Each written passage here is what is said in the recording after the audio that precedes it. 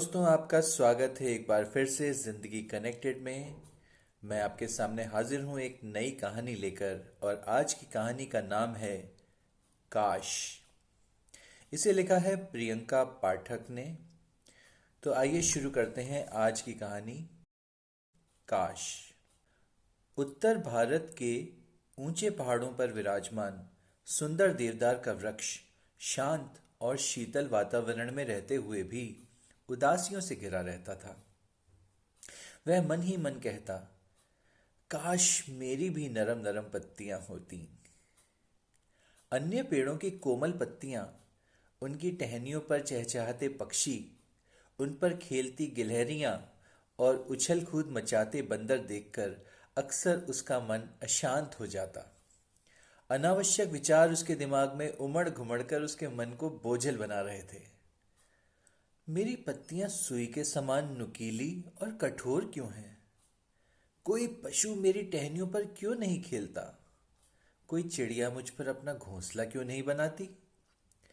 यह सब सोच सोचकर वो तनावग्रस्त रहने लगा और अचानक एक दिन फूट फूट कर रोने लगा। जंगल के देवता ने उसे रोते हुए सुना।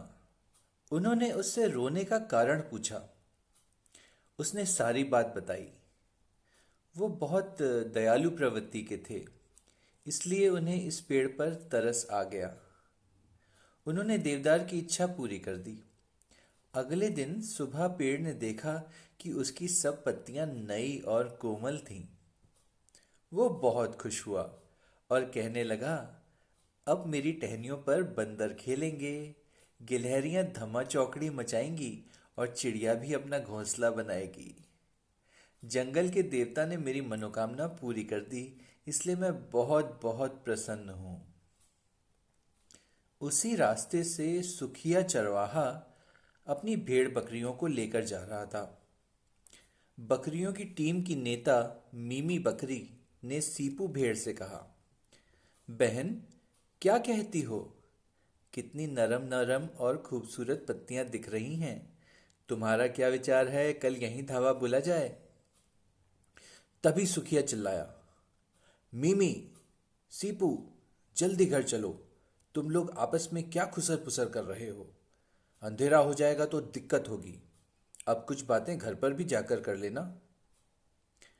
मीमी बकरी का बेटा मीनू मेमना बोला, सुखिया भैया ठीक कह रहे हैं, जल्दी जल्दी चलो, वरना गब्बर शेर का इलाका शुरू हो रहा है।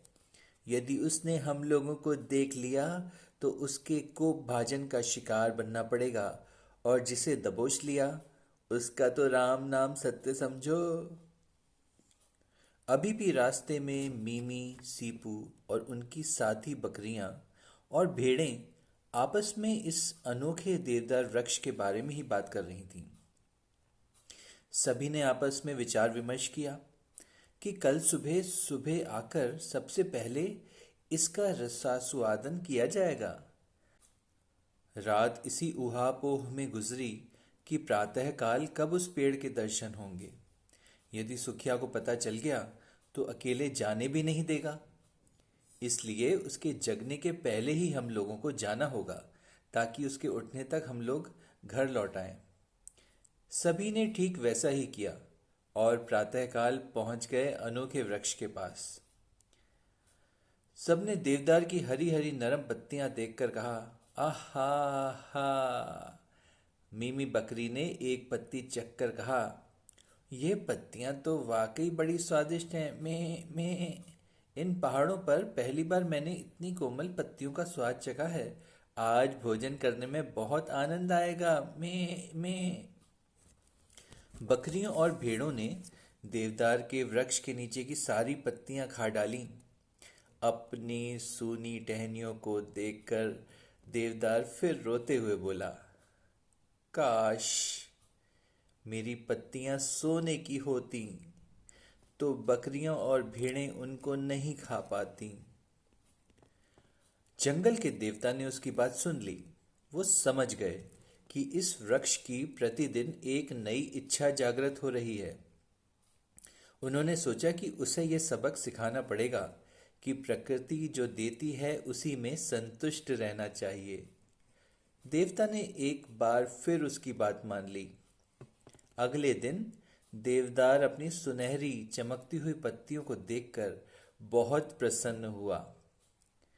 उसने अपने में मगन होते हुए कहा, धन्यवाद देवता, अब मैं आपसे कुछ नहीं मांगूंगा। कई महीनों के बाद कुछ चोरों की नजर उस पेड़ पर पड़ी जो चोरी करके उस रास्ते से जा रहे थे। कलुआ नामक चोर ने बोला, अरे वाह, देखो ललुआ भाई, यह वृक्ष कितना अनोखा है। इसकी सारी पत्तियां सोने की बनी हुई हैं।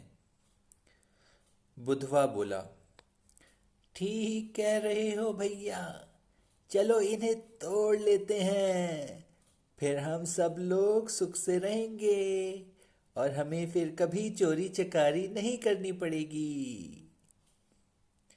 सभी चोरों ने मिलकर देवदार वृक्ष की सारी पत्तियां तोड़ लीं और रफू चक्कर हो गए। देवदार वृक्ष फिर उदास हो गया और देवता से विनती करते हुए बोला, हे दयालु देवता, मुझे क्षमा कीजिए। इस बार मेरी पत्तियों को शीशे का बना दीजिए। इन्हें ना भेड़ बकरियां खाएंगी और ना ही चोर चुराएंगे। देवता उसकी तीसरी इच्छा सुनकर मुस्कुराए और सोचने लगे कि इस लालची वृक्ष की इच्छाओं का कोई अंत नहीं है। फिर भी उन्होंने उसकी बात मान ली।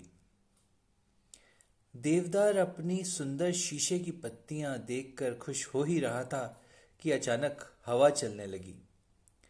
हवा के तेज झोंकों से सब शीशे की पत्तियां चूर चूर हो गईं। वृक्ष फिर रोने लगा। जब देवता ने वृक्ष को रोते हुए देखा तो वह उसके पास गए। उन्हें देखते ही देवदार ने उनसे हाथ जोड़कर प्रार्थना की, हे देवता, मुझे अपनी कठोर नुकीली पत्तियां ही वापस दे दीजिए। उन्हें ना कोई बकरी खाती थी, ना कोई चोर चुराता था और ना हवा ही तोड़ पाती थी। उसके आंसू पोंछते हुए जंगल देवता बोले, अब तुम्हारी समझ में आया कि जो प्रकृति प्रदत्त होता है उसी में खुश रहना चाहिए, उसका उपकार मानना चाहिए। देवदार को अपनी भूल का एहसास हो चुका था। इस बात को जंगल देवता ने भी महसूस किया था। अगले दिन वृक्ष की पुरानी नुकीली पत्तियां उसकी टहनियों पर वापस आ गईं। उनको देखकर देवदार बहुत प्रसन्न हुआ। आज भी उसकी पत्तियां सुंदर और नुकीली हैं। तो दोस्तों, इस कहानी से हमें यह शिक्षा मिलती है कि जो प्रकृति देती है उसी में संतुष्ट रहना चाहिए। उम्मीद है आपको आज की कहानी अच्छी लगी होगी। जिंदगी कनेक्टेड से जुड़े रहिए। धन्यवाद। जिंदगी कनेक्टेड को सब्सक्राइब करें, बेल आइकन जरूर दबाएं और अगर आपको वीडियो अच्छा लगा है तो दोस्तों इसे लाइक करें, शेयर करें और कमेंट करना ना भूलें। Thank you.